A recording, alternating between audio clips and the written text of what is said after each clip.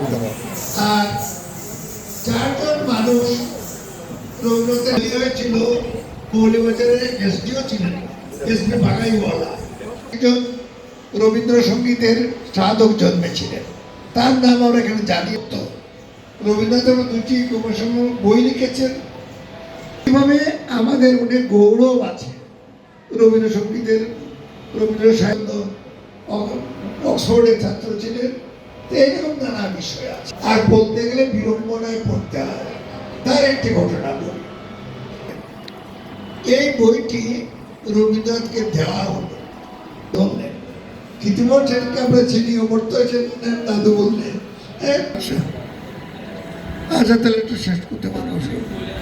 আচ্ছা, যে আমি যে পরিশ্রম করে তোমার মোটামুটি বই লিখলাম, গুরুদেবের অভিমত কি?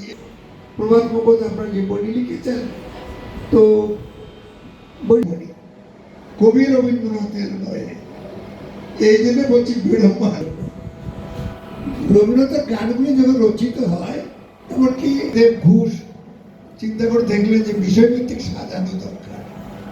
খন্ড খন্ড করে বেরিয়েছিল, অনেক পরে নাম হয়েছিল গীতবিতা। বললেন যে না, এই কাজের জন্য আমার চেয়ে উপযুক্ত একটা, এটা আমাদের গৌরব। এখন কথা হচ্ছে